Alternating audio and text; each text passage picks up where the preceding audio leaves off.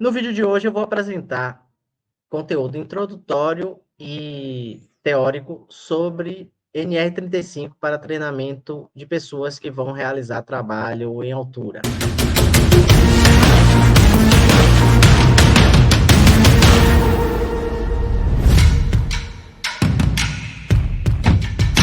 Bom, quero lembrar também que esse treinamento, essa parte do treinamento é a parte introdutória e teórica, e ao final eu vou disponibilizar o material que vai ser utilizado para guiar esse nosso treinamento em slide editável, para que você edite e utilize aí na sua empresa da forma que mais te atender.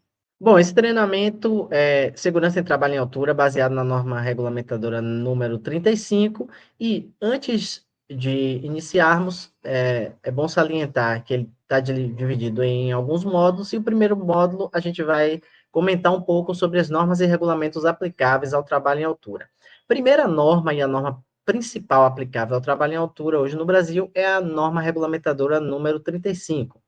Essa norma ela foi publicada, a primeira versão, em março de 2012, mas já sofreu algumas alterações ao longo do tempo. Por exemplo, 2014, cada uma dessas linhas aqui que você está vendo na tela é uma linha referente a uma atualização que a norma sofreu. 2014 sofreu alteração, 2016, 2019, 2022, e a última alteração ocorrida nessa norma foi em 2023.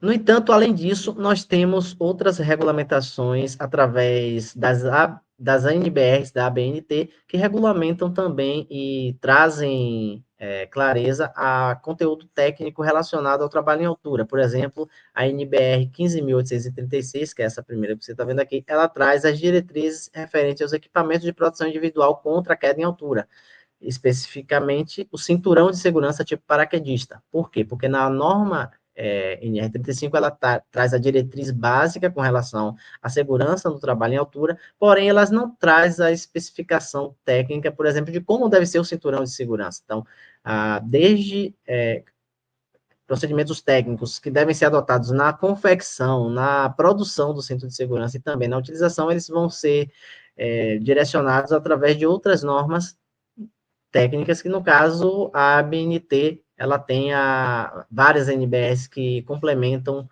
essa diretriz técnica relacionada aos equipamentos e recursos que são utilizados no trabalho em altura. Outra NBR utilizada no trabalho em altura é a NBR 15.834, que ela traz as diretrizes sobre o equipamento de proteção individual contra a queda em altura, já voltado para o talabarte de segurança para retenção de queda. Então, tudo relacionado ao talabarte vai estar contido aqui nessa NBR 15.834. A terceira NBR que eu trouxe aqui para apresentar para você é a NBR 14.629, que trata do equipamento de proteção individual contra a queda de altura, mais especificamente o absorvedor de energia que é utilizado no talabarte. Então, tudo relacionado aos requisitos técnicos que devem ser adotados em absorvedores de energia vai estar contido nessa NBR 14.629. Existem outras NBRs também voltadas para, por exemplo, a confecção de linhas de vida, montagem de estruturas fixas ou móveis para utilização em cabo-guia de linha de vida. Existem também outras normas referentes, por exemplo, confecção de trava-quedas e outros dispositivos utilizados para o trabalho em altura, mas a gente vai se ater apenas esses aqui, apenas para título de conhecimento, para você saber que existe, mas não vamos adentrar no conhecimento dessas normas aqui específicas, tá? A gente vai se ater apenas à NR35. E, segundo a NR35, no item 35.1.1, ela diz que essa norma, ela estabelece os requisitos e as medidas de prevenção para o trabalho em altura, envolvendo o planejamento, a organização e a execução de forma a garantir a segurança e a saúde dos trabalhadores envolvidos, seja direta ou indiretamente com essa atividade, que é a atividade de altura. E a gente precisa também entender o que a norma entende como o trabalho em altura. Nesse próximo item aqui, o item 35.2.1, ela diz que essa norma se aplica ao disposto em toda atividade com diferença de nível acima de 2 metros do nível inferior, onde haja o risco de queda. Então, para a NR35, ela caracteriza como trabalho em altura, sendo aquele que é realizado acima de 2 metros de altura do nível inferior e onde exista o risco da queda. Então, isso é considerado como trabalho em altura para efeito de NR35, norma regulamentadora 35. Alguns exemplos de atividades que consideramos como trabalho em altura são as seguintes. Trouxe 10 exemplos aqui, mas existe uma infinidade de outras atividades também que podem ser consideradas como trabalho em altura. Mas os principais são trabalho em telhados ou fachadas, isso é considerado trabalho em altura, montagem e desmontagem de andaime e serviços em andaimes ou plataformas fixas de trabalho, né, acima de 2 metros de altura, considerado trabalho em altura. Trabalhos em plataformas móveis, as PENT ou as antigas PTAs, né, Plataforma Elevatória Móvel de Trabalho, então também são considerados trabalho em altura. O resgate vertical, né, equipes que trabalham fazendo o resgate vertical, também trabalham em altura. Trabalhos em postes, né, sejam de energia elétrica, seja para instalação de fibra ótica ou de componentes utilizados nas telecomunicações, também são considerados trabalho em altura. Trabalhos com uso de cestos suspensos, também para poda de árvore ou para manutenção elétrica, também considerado trabalho em altura. Acessos por cordas, né? Os alpinistas industriais aí realizam trabalho em altura diariamente. Atividades em tampos de tanques, vasos, esferas ou outras superfícies elevatórias nas indústrias, acima de 2 metros, também considerado trabalho em altura. Trabalho em cima de cargas ou caminhões e carretas, né? Se tiver o risco de queda, também considerado trabalho em altura. E o uso de escadas em torres, pipe racks e chaminés, também considerado trabalho em altura. Lembrando que isso aqui são apenas alguns exemplos, não são todas as atividades, porque essa lista é extensa, existem muitas outras atividades que também podem ser consideradas trabalho em altura, desde que sejam realizadas acima de 2 metros de altura do nível inferior e que tenham risco de queda. Vamos para o segundo tópico, que é a análise de riscos e condições impeditivas para o trabalho em altura, de acordo com a NR35. Segundo a NR35, no seu item 35.5.1, ele diz que todo trabalho em altura deve ser planejado e organizado. E para o planejamento e organização desse trabalho, a gente pode utilizar a AR, né? No item 35.5.5, ele diz que todo trabalho em altura deve ser precedido de AR. A AR é a análise de risco. Né? Existem nas empresas uma infinidade de modelos de análise preliminar de risco que são adotadas, geralmente utilizando um padrão de formulário específico que vai ajudar a balizar a pessoa que está elaborando a análise de risco. Tá? No item 35.5.3, diz que todo trabalho em altura deve ser realizado sob supervisão, cuja forma deve ser definida pela análise de risco e de acordo com as peculiaridades da atividade. Então, o trabalho em altura, de forma nenhuma, ele pode ser executado de qualquer forma, né, sem supervisão alguma. Ele precisa ser planejado, organizado e deve ser supervisionado também. Né? Esse aqui na sua tela é um exemplo de um formulário de análise de risco adotado em alguma empresa, mas existem uma infinidade de modelos e formas específicas de formulários que podem ser utilizadas para fazer a análise preliminar de risco do trabalho em altura e de outras atividades críticas também. Além da APR, né, a NR35 estabelece no item 35.5.7 que as atividades de trabalho em altura não rotineiras, ou seja, aquelas que são eventuais, né, elas devem ser previamente autorizadas mediante PT, que é a permissão de trabalho.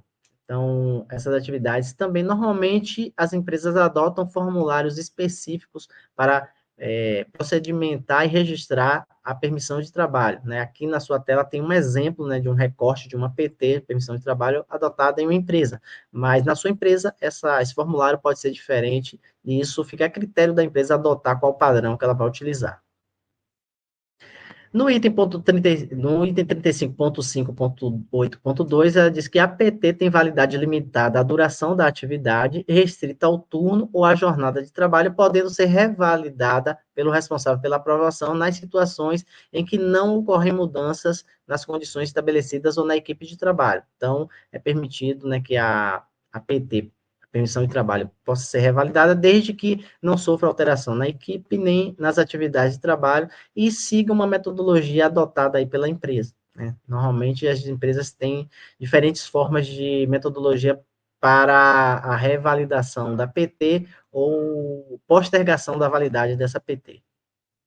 Isso aqui é importante também no item 35.5.2, ele fala na NR35 que o planejamento do trabalho em altura deve ser adotado de acordo com a seguinte hierarquia, ou seja, isso aqui é que deve ser a hierarquia padrão que deve ser adotada toda vez que um trabalho em altura surge a necessidade de realizar um trabalho em altura. Primeira coisa da hierarquia é medidas para evitar o trabalho em altura, sempre que existe meio alternativo de execução.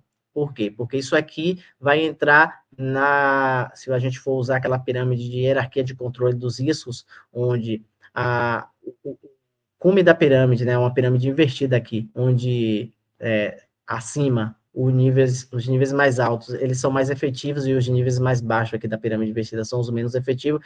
Essa primeira medida aqui vai entrar na eliminação ou substituição do risco, né? Porque uma vez que você evita o trabalho em altura, faz o trabalho de uma outra forma, você está eliminando o risco da queda em altura, substituindo essa atividade em altura por uma outra atividade que não seja realizada em altura. Então, vai inexistir o risco de queda de altura, né? É a medida mais eficaz. Mas se você não puder fazer isso, segue para a segunda medida, que é menos eficaz que a primeira, que são as medidas que eliminem o risco de queda dos trabalhadores na impossibilidade de execução do trabalho de outra forma. Então, entraria, por exemplo, nessa pirâmide aqui, nas medidas de controle de engenharia, adotando, por exemplo, os EPCs, equipamentos de proteção coletiva. Por quê? Porque eles vão eliminar o risco da queda para toda a coletividade de trabalhadores que estão realizando aquela tarefa, aquela atividade. Por exemplo, se você instala uma rede de proteção, um guarda-corpo numa periferia, onde haveria o trabalho em altura, essa medida de proteção coletiva vai proteger todos os trabalhadores que estejam ali naquele ambiente do risco da queda, né? E, por fim, você deve adotar medidas que minimizem as consequências da queda, quando o risco de queda não puder ser eliminado, que aí entraria aqui no último item da hierarquia de controle de risco, que é a adoção de EPIs, equipamentos de proteção individual. São, por exemplo, a utilização dos cintos de segurança e o trava-queda atracado numa linha de vida, por exemplo. Né? Você não conseguiu eliminar o trabalho em altura, você não conseguiu eliminar o risco de queda para todos os trabalhadores através da adoção de medidas de proteção coletiva, e aí você, infelizmente, vai se valer da utilização do sistema de proteção individual contra quedas, que é o sistema de linha de vidas, onde o trabalhador vai vestir o cinturão de segurança e atracar o seu trava-queda, o seu talabarte de vida, utilizando dessa forma o EPI, equipamento de proteção individual. Ou seja, é a forma de proteção menos eficiente, né? Porque você não elimina o risco da queda, porém, se a queda acontecer, a utilização do equipamento de proteção individual, o cinturão de segurança, bem atracado à linha de vida, vai minimizar as consequências da queda, porque o trabalhador não vai atingir o solo, ele vai ficar em suspensão inerte durante o período até ser resgatado ali daquela condição. O item 35.5.5.1 diz que a análise de risco deve, além dos riscos inerentes ao trabalho em altura, ela deve considerar riscos adicionais, por exemplo, o local em que os serviços serão executados e seu entorno. Então, isso influencia na produção dos trabalhadores. Se tem rede elétrica próxima, se tem, por exemplo, a possibilidade de queda de algum material, se tem outras atividades que impõem os trabalhadores a outros riscos adicionais naquele entorno. Então, tudo isso deve ser avaliado na análise de risco do trabalho em altura. Outra coisa, o isolamento e a sinalização no entorno da área de trabalho, isso é extremamente importante. Todo trabalho em altura ele deve ter o isolamento e sinalização da área. O estabelecimento dos sistemas e pontos de ancoragem, sobretudo se vai ser utilizado o sistema de proteção de queda, sistema de proteção individual contra quedas, né? Então, precisa se estabelecer onde que serão montados esses pontos de ancoragem. As condições meteorológicas adversas, porque a gente vai ver daqui a pouco que existem algumas condições adversas de clima e de tempo que impossibilitam a viabilidade do trabalho em altura, principalmente a céu aberto, né? E também tem que se verificar a seleção, inspeção, forma de utilização e limitação do uso de sistema de proteção coletiva e individual, atendendo às normas técnicas vigentes, as orientações do fabricante ou projetista e os princípios da redução do impacto e dos fatores de queda. Tudo isso deve ser verificado, por exemplo, uma coisa que deve ser verificada de suma importância na utilização do sistema de proteção individual contra a queda, é a zona livre de queda que o trabalhador vai ter para o sistema de proteção atuar. Outra coisa importante é se verificar o risco de queda de materiais e ferramentas, né? Por isso que o isolamento e a sinalização é importante. Os trabalhos simultâneos que apresentem riscos específicos, o atendimento aos requisitos de segurança e saúde contidos nas demais normas regulamentadoras também devem ser verificadas. Os riscos adicionais, as condições impeditivas, seja do ambiente ou das condições climáticas. Também as situações de emergência e o planejamento do resgate e primeiro socorro, de forma a reduzir o tempo de suspensão inerte do trabalhador. Isso é extremamente importante, porque o trabalho em altura, além de ser planejado, como que ele vai ser executado, precisa do planejamento também no caso de acidente, por exemplo, no caso de queda do trabalhador, se ele ficar em suspensão inerte, né, pendurado pelo cinturão de segurança, qual a forma de resgate que vai ser adotada naquele caso, né? Quais são os recursos materiais que vão ser utilizados, equipe que vai ser demandada, o tempo de resposta para atendimento a essa emergência, tudo isso deve ser previamente planejado para que, se algo der errado, essa situação de emergência seja atendida o mais brevemente possível para garantir o menor tempo possível do trabalhador nessa condição aqui, que é a condição de suspensão inerte, porque gera danos que podem ser, inclusive, irreversíveis ao trabalhador, principalmente relacionados à circulação sanguínea dos membros inferiores e também impactos gerados na coluna do trabalhador. Outra observação é a necessidade de sistema de comunicação, se vai ser sistema de comunicação por rádio, em que frequência, de que forma, e também a forma de supervisão desse trabalho, uma vez que a própria norma NR35 estabelece que o trabalho em altura deve ser feito acompanhado de supervisão. Ele precisa ser supervisionado. Então, como que é essa forma de supervisão? E isso aqui é importante. Atenção, é proibida a execução de trabalho em altura a céu aberto sob condições climáticas adversas, como chuva, descarga atmosférica, forte neblina ou ventos fortes. Tudo isso são condições impeditivas para a realização do trabalho em altura, sobretudo se ele for realizado a céu aberto, em local aberto, chuva intensa, descarga atmosférica, forte neblina, ventos fortes ou a incidência de raios, isso tudo inviabiliza a execução do trabalho em altura. E próximo tópico são os riscos potenciais e medidas de prevenção e controle no trabalho em altura. Aqui são os principais riscos ligados diretamente à atividade de trabalho em altura. A gente tem como os principais riscos a queda de altura, né?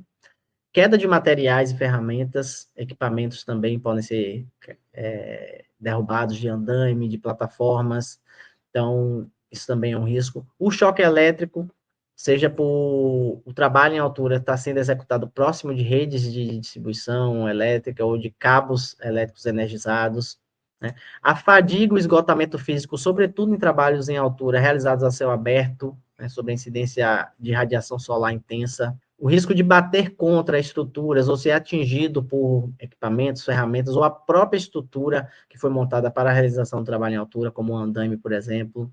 Ferimentos como cortes, lacerações, escoriações nas mãos e dedos e na cabeça também é bastante frequente em trabalho em altura. E, por fim, esmagamento ou prensamento de membros, seja por conta do choque na estrutura ou por conta da utilização de plataformas móveis de trabalho que podem gerar esmagamento ou prensamento de membros ou partes do corpo. Lembrando que esses são os principais riscos ligados diretamente à atividade em altura, mas existem riscos secundários também que podem ser oriundos da atividade, por exemplo, o risco de ruído, se utiliza uma ferramenta ruidosa, de vibrações, fumos metálicos, se, por exemplo, estiver utilizando o processo de solda ou corte a quente, além do trabalho em altura. Então, são riscos secundários que podem existir ligados à atividade do trabalho em altura.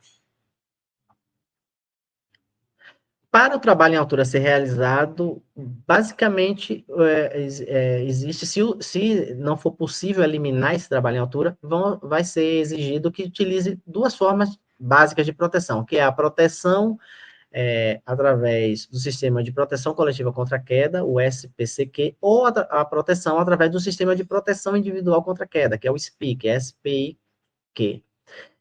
E a própria NR35 traz esses itens no item 35, do subitem, né, 35.6.1, que é obrigatória a utilização de sistema de proteção contra a queda sempre que não for possível evitar o trabalho em altura, né? E aí vai depender das características da atividade e dos recursos que a empresa tem, se ela vai implementar um dos dois sistemas ou ambos os sistemas, tá? Nessas imagens aqui a seguir abaixo, você tem aqui do lado esquerdo, um sistema de proteção coletivo contra quedas, por exemplo, são periferias aqui de lajes, né, e escadas contendo proteções fixas, né, como guarda-corpos e corrimãos e anteparos aqui, que protegem o trabalhador que está nesse ambiente aqui de vir cair ao solo, e na outra imagem, ao lado, temos a utilização do sistema individual de proteção contra queda, do SPIC, onde o trabalhador está usando o sistema de ancoragem aqui, atrelado ao seu cinto de segurança, que está atracado, né, a uma estrutura fixa aqui no parapente da edificação, no beiral da edificação, e essa proteção individual aqui se o trabalhador tiver um mal súbito, escorregar ou cair, vai amparar ele para que ele não venha chegar ao nível do solo. Ele vai ficar preso nessa estrutura aqui, em suspensão inerte, até ser resgatado. Nessa outra imagem, a gente exemplifica novamente um sistema de proteção coletiva contra a queda, né, que é o fechamento da periferia por guarda-corpos metálicos, fechando toda a área aqui do trabalho. Então, todos os trabalhadores que estiverem nessa laje aqui executando a atividade, eles vão estar sob efeito dessa proteção aqui. Inclusive, eles não precisam nem utilizar o cinto de segurança, porque não há o risco aqui dele vir ao solo, dele cair ao solo, a menos que ele pule essas estruturas aqui de guarda-corpo. Já na outra imagem, né, nessa imagem aqui, é um ambiente similar ao da imagem anterior, onde tem uma laje com periferia aberta, porém, a utilização do sistema de proteção aqui é um sistema de proteção individual contra quedas. Não fechou a periferia com guarda-corpo, mas instalou alguns pilares aqui, onde foi instalado um cabo-guia, que a gente chama de linha de vida, onde os trabalhadores vão ter que, ao subir nesse nível aqui, atrelar os seus travaquedas ou os seus talabartes nessas estruturas, nessas linhas, nesses cabos guias. E aí, se ele vier a sofrer um mal súbito, escorregar e cair, ele vai ficar preso nessas estruturas, né, suspensão inerte, até ser resgatado. Então, é a utilização do sistema de proteção individual contra a queda em altura. Agora, a gente chegando mais para o final dessa parte teórica do treinamento, vamos conhecer alguns sistemas e equipamentos e procedimentos de proteção coletiva contra quedas. Por exemplo, aqui é um sistema de proteção contra quedas utilizado através de telas de proteção. Isso aqui não permite nem que trabalhadores, nem que ferramentas ou equipamentos caiam, né, ao nível do solo. Isso aqui é muito utilizado na construção civil, e é um sistema de proteção coletiva também. Similar àquelas redes de proteção que são instaladas em apartamentos para evitar que crianças caiam de varandas ou beirais. Aqui também é um outro sistema de proteção coletiva, né? Fechamento de um vão aberto, onde teria o risco de queda aqui nessa galeria ou nesse vão, que esse fechamento pode ser com um tampão no nível do solo mesmo, ou pode ser feito um isolamento aqui por barreira física de madeira, não, como se fosse um guarda-corpo, para não permitir que pessoas caiam dentro dessa galeria aqui, ou desse buraco. Um outro sistema que é adotado previamente para fechar a periferia de escadas, né, ou rampas, isso aqui também é muito adotado na construção civil, em prédios, em construções, até receber o fechamento definitivo aqui, é realizado um fechamento provisório através, a equipe de carpintaria normalmente faz isso, através de uns guarda-corpos ou corrimãos provisórios para fechar rampas e escadas e evitar o risco de queda de pessoas e materiais. Observe que tem a travessa superior, a travessa intermediária e o guarda-corpo, e o rodapé também aqui no guarda-corpo das escadas. Aqui um outro fechamento de laje através de guarda-corpo, né? Fechou toda a periferia onde a atividade vai ser executada através de guarda-corpos aqui, com travessa superior, intermediária e também o rodapé. Fechamento de vão, de abertura de forma provisória, isso também muito adotado na construção civil, até que haja o fechamento definitivo da periferia aqui, ou do vão, está em aberto. O isolamento, né, um local onde foi instalado um andame ou plataforma de trabalho, ou então, se isso aqui fosse uma plataforma elevatória móvel de trabalho aéreo, também poderia ter essa execução do isolamento aqui, da sinalização da área, do entorno, para evitar que ferramentas e equipamentos ou materiais caiam nas pessoas que estejam trabalhando ou próximas aqui no nível do solo. E também a proteção coletiva através de placas de sinalização, informando sobre o uso obrigatório do cinto de segurança, por exemplo, a partir daquele ponto ou naquela área específica. Então, também é uma forma de informar, de orientar as pessoas à utilização da proteção. Isso a gente considera também como proteção coletiva. Já nesse próximo tópico, agora vamos conhecer alguns EPIs para trabalho em altura, sua seleção, inspeção, conservação e limitação de uso. Por exemplo, os pontos de ancoragem, eles são pontos destinados a suportar cargas de pessoas para a conexão de dispositivos de segurança, tais como cordas, cabos de aço, trava-queda e talabarte. Então, esses sistemas eles podem ser fixos ou móveis e são, por exemplo, instalados sempre que você precisa utilizar uma linha de vida, um cabo guia de olhares com mosquetão, vai receber a corda ou o cabo de aço que vai ser utilizado como linha de vida. Esse exemplo dessa imagem aqui, o trabalhador em suspensão inerte, ancorado numa linha de vida. É um sistema de proteção individual. O cinturão de segurança tipo paraquedista é o cinturão utilizado para os trabalhos em altura, onde seja necessária a utilização do sistema de proteção individual contra a queda em altura. E os cintos de segurança tipo paraquedistas, eles têm diversos modelos e fabricantes, mas alguns pontos em comum. Por exemplo, todos eles existem regulagem na altura do peitoral, né? Tem regulagens frontais aqui, anéis de regulagem na parte frontal do cinto, e também tem os anéis de regulagem nas partes das pernas. Esse cinto ele precisa estar muito bem regulado, ele não pode estar muito folgado e também nem muito apertado, porque isso vai ser crucial no momento em que uma emergência ocorrer e o trabalhador precisar que esse sistema atue na retenção da queda dele.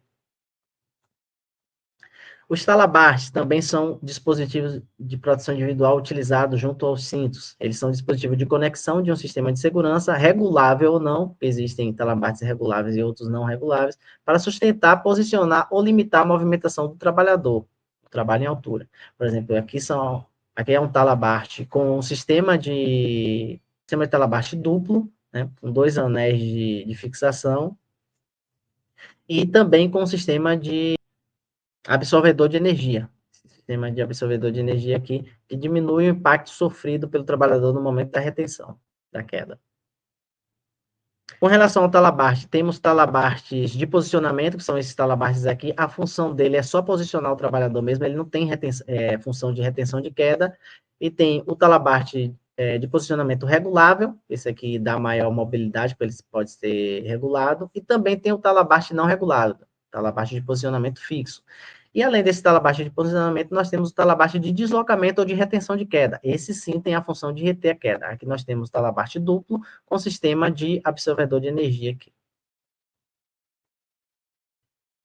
Só demonstrando 2 tipos de talabarte similares, mas que tem uma diferença entre um e outro. Aqui é um sistema de talabarte duplo, ambos são sistemas de talabarte duplos, bastante utilizados aí nas diversas atividades em altura, porém um tem absorvedor de energia, que é esse aqui, e outro não. Esse aqui é um sistema sem absorvedor de energia, e esse é um sistema com absorvedor de energia. A diferença é que, no caso de retenção de queda, esse com sistema de absorvedor de energia, o trabalhador sofre menos impacto na coluna no momento da sua retenção, no momento do impacto da retenção. Nesse caso aqui, por não ter esse sistema, o impacto que o trabalhador vai sofrer ali, principalmente na coluna, no momento da queda, é maior. No entanto, para esse sistema com absorvedor de energia, precisa de zona livre de queda maior do que o adotado nesse talabarte aqui, sem o absorvedor de energia. Então, vai depender, a seleção a seleção do EPI, se vai utilizar um ou outro, vai depender das características do local, da altura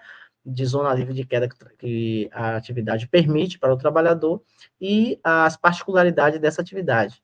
Então, se vai ser selecionado um ou outro, vai depender das particularidades da condição do ambiente e da altura do trabalho em altura também, né? Se permite ou não zona livre de queda para o sistema com absorvedor atuar ou não. E, por fim, o absorvedor de energia, que é um dispositivo destinado a reduzir o impacto transmitido ao corpo do trabalhador durante a queda, principalmente esse impacto na região da coluna do trabalhador. Então, esse sistema de absorvedor aqui, ele se abre, se rompe no momento da queda, né? E por isso que ele precisa de uma zona livre de queda maior, mas ele se rompe transmitindo o impacto que iria todo para o corpo do trabalhador, esse dispositivo aqui recebe parte desse impacto, ou seja, diminuindo o impacto que o trabalhador recebe, principalmente na sua coluna, do momento de uma queda.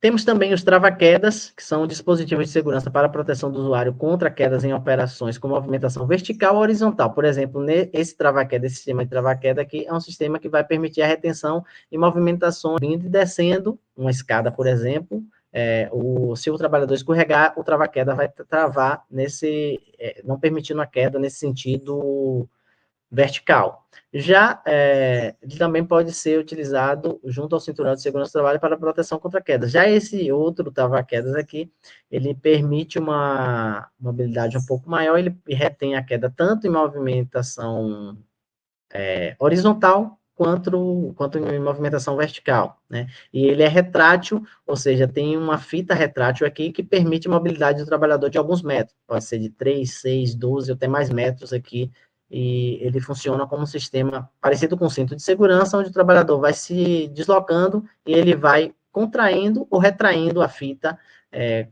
a depender do tamanho que seja essa fita aqui, e no caso de queda, o trabalhador vai ser retido. Esses dispositivos aqui podem ser utilizados também com absorvedor de energia.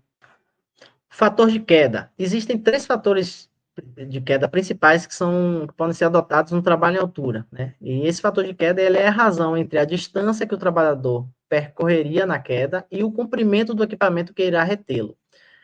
Para que esse fator de queda atue, a gente precisa também conhecer o que é a zona livre de queda, ou ZLQ, que é a região compreendida entre o ponto de ancoragem e o obstáculo inferior mais próximo contra o qual o trabalhador possa colidir em caso de queda. Pode ser o nível do solo ou um outro nível intermediário, um outro obstáculo, tal como o nível do chão ou piso inferior. Tá?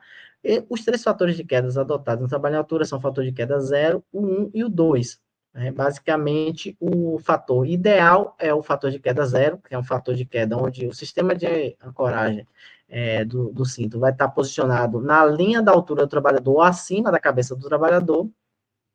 Então, esse é o fator ideal, porque precisa de menos distância livre de queda para o sistema atuar. Já o fator intermediário, o sistema de ancoragem vai estar situado na região da cintura do trabalhador, né? Ou do seu tórax.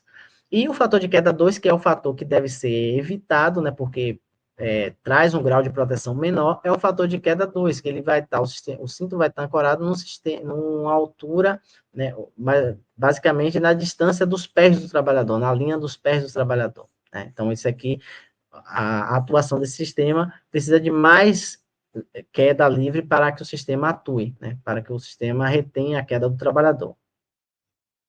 Quanto à inspeção dos cintos de segurança do trabalho, alguns itens devem ser verificados com maior atenção. Por exemplo, os anéis de conexão. Né? Jamais esses anéis devem estar corroídos ou desgastados ou oxidados.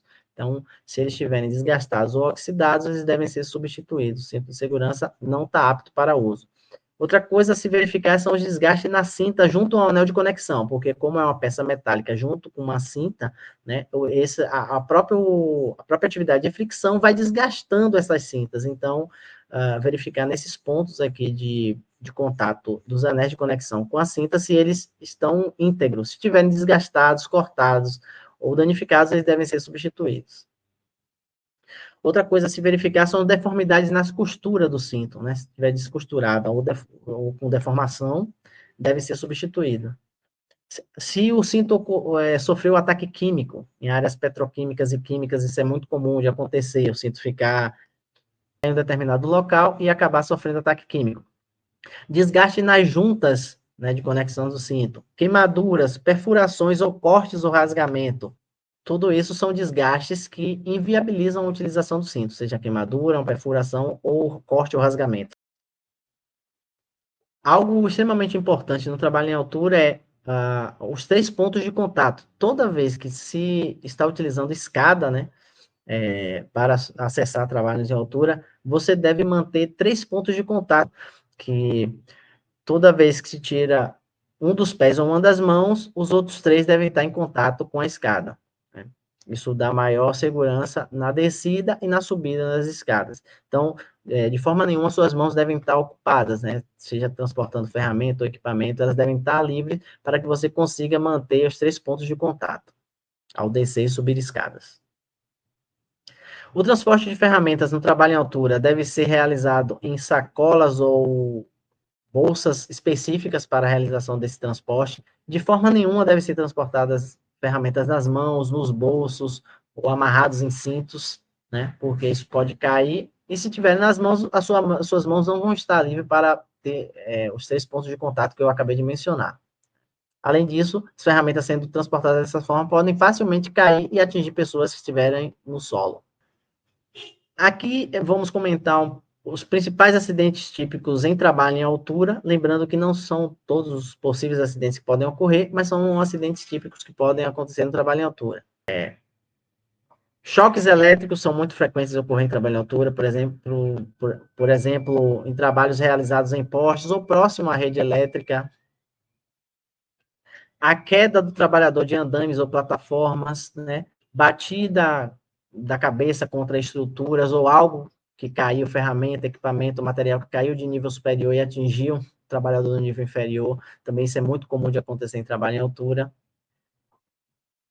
E, além disso, aqui a gente tem um recorte de alguns acidentes ocorridos em 2023, 2024 e 2025, apenas em São Paulo. Por exemplo, 17 de outubro de 2023, em um prédio em construção, na zona sul de São Paulo, uma estrutura que ligava 2 edifícios desabou, deixando vários operários pendurados a 140 metros de altura. E um deles veio a óbito porque caiu e atingiu o solo, né? O sistema de retenção não atuou e ele atingiu o solo, infelizmente não resistiu aos ferimentos e morreu. Esse acidente foi muito noticiado em todo o noticiário nacional. Já em 2024, 18 de setembro de 2024, um trabalhador morreu após a queda de um elevador de manutenção em uma obra na rua Tamboré. Outro funcionário ficou ferido. O elevador caiu de uma altura de cerca de 9 metros de altura. Então, imagina o risco, né, dessa atividade em altura aqui. Já mais recentemente, em 2025, 2 acidentes em São Paulo foram registrados, teve notoriedade grande. Um funcionário caiu numa plataforma e ficou pendurado por uma corda de segurança durante obras da linha 17, na zona sul de São Paulo. Ele foi resgatado com vida, então o sistema de emergência conseguiu resgatar esse trabalhador, mas ele ficou um tempo ainda pendurado, retido pelo sistema de proteção individual contra a queda de altura. E no dia 19 de maio, 3 operários morreram após a queda de um elevador de carga em uma obra na Vila Prudente. Em resposta, o Ministério do Trabalho interditou 10 elevadores e 3 guindastes do canteiro de obra por falta de segurança. Então, trabalhos em altura realmente são sérios, geram riscos muito graves aos trabalhadores que realizam esse tipo de trabalho, e todo o cuidado ainda é pouco para a proteção dos trabalhadores em trabalhos em altura.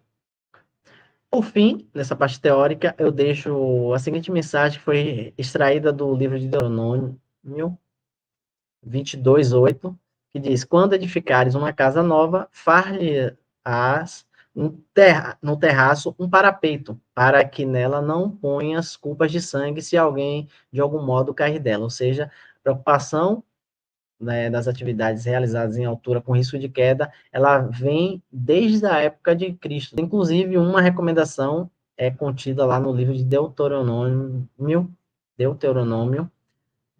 22:8. Então, para você ver que a preocupação com trabalhos em alturas e atividades onde existe o risco de queda de altura, ela é muito antiga e até os dias de hoje, muitas medidas já foram criadas e adotadas para prevenir e proteger as pessoas que executam atividades em altura com risco de queda. Agora é importante que seu técnico, seu engenheiro ou seu superior imediato que está aplicando esse treinamento mostre para você quais são as atividades de fato específicas que vão ser realizadas em altura e quais são as formas de controle adotadas pela empresa para proteção dos trabalhadores, seja adotando medidas de proteção de ordem coletiva ou medidas de proteção de ordem individual, e como que esses equipamentos serão utilizados por você na área para proteção contra quedas durante a realização da tarefa em altura.